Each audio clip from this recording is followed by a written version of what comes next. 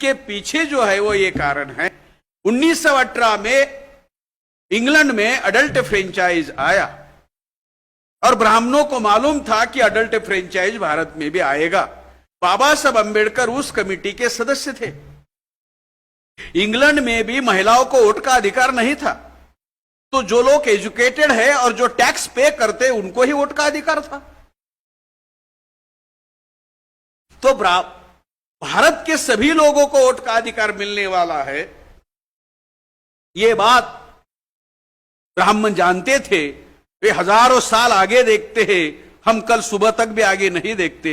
उनको पता था कि आज नहीं तो कल ये जो जाहिल लोग हैं, गवार लोग हैं, शूद्र अतिशूद्र लोग हैं, इन लोगों को मुगल हिंदू कहते थे, उनको वोट का अधिकार संख्या के आधार पर मिलेगा। क्योंकि बाबा साहब ने वहां दलील दी थी।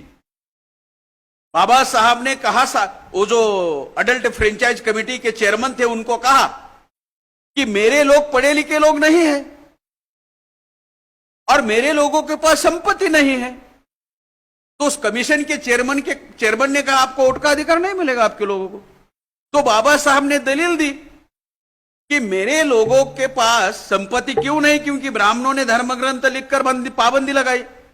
मेरे लोग पढ़े लिखे लोग क्यों नहीं, क्योंकि ब्राह्मणों ने धर्म ग्रंथ लिखकर पढ़ने लिखने पर पाबंदी लगाए। तो अंग्रेज ने कहा वो अपना अपना देखो, ये मसला हमारा मुद्दा नहीं। आप पढ़े लिखे हो नहीं हो, आपको वोट का अधिकार नहीं। आप टैक्स पे करते हो नहीं करते हो, आपको वोट का अधिकार नहीं। बाबा साहब उस्ताद थे। कोई बात तर्क के आधार पर कन्विंस करने के लिए दुनिया में सबसे बड़े उस्ताद तो बाबा साहब थे। तो बाबा साहब ने उस अधिकारी को कहा हमारे पास एजुकेशन नहीं है, हमारे पास संपत्ति नहीं, तो हम टैक्स भी नहीं भरते, लेकिन एक बात हो गई है। कौन सी? हम पैदा हुए हैं और हमारी उम्र बढ़ती है। इसलिए मैं दरख्वास्त करता हूं कि जिस किसी भी भारतीय की 21 साल की उम्र है, उस हर स्त्री पुरुष को जिसकी उम्र 21 साल की है, उसको वोट का अधिकार देना चाहिए। और इसी तर्क को बाबा साहब के इसी तर्क को उन्होंने माना, इस दलील को उन्होंने माना। अंग्रेज कन्विंस हुए और भारत में सभी लोगों को जिनकी उम्र 21 साल की, ऐसे सभी स्त्री और पुरुष को, महिला और पुरुष को वोट का अधिकार मिला। यह बात ब्राह्मणों को बहुत अजीब लगी और उनको लगा कि अब सबको वोट का अधिकार मिला है। और हिंदू है ये लोग, खुद को हिंदू कहते हैं मुगलों की वजह से, और हम आर्य कहते हैं, चूजन पीपल बाय गॉड कहते हैं, खुद भगवान कहते हैं, भगवान ने हमें चुना है, दूसरों ने चुनने की आवश्यकता नहीं, ऐसे कहते हैं। तो अभी हमें लोकतंत्र में इनके द्वारा चुनना पड़ेगा, लेकिन हम अल्पसंख्य है। अगर हम लोगों में जाएंगे और भाषण करेंगे, मैं आर्य हूं, मैं वैदिक हूं, मैं ब्राह्मण हूं, मैं सर्वश्रेष्ठ हूं, आप कनिष्ठ हो, आप शूद्र हो, आप अतिशूद्र हो, आप नीच हो, आप असुर हो, आप चांडाल हो, आप दास हो, मुझे वोट दे दो। तो वोट कैसे देंगे? जूते मारेंगे ना लोग, वोट नहीं देंगे, जूते मारेंगे।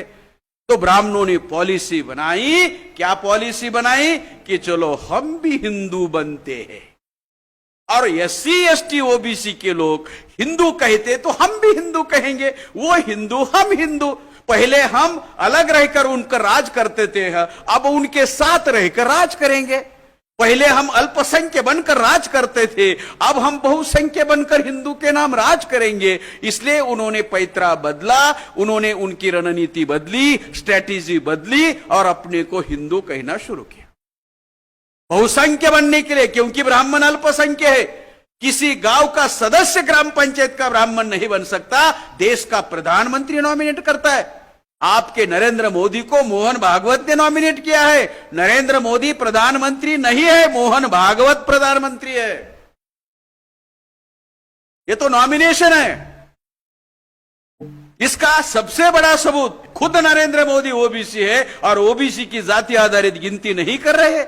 ओबीसी के 114 बच्चों को आईएएस होते हुए भी अपॉइंट नहीं कर रहे, ओबीसी के लिए बजट नहीं दे रहे, ओबीसी को रिजर्वेशन नहीं दे रहे। वो ओबीसी है तो ओबीसी के लिए क्यों नहीं कर रहे? क्योंकि वो रियल रिप्रेजेंटेशन नहीं है, वो तो नॉमिनेशन है।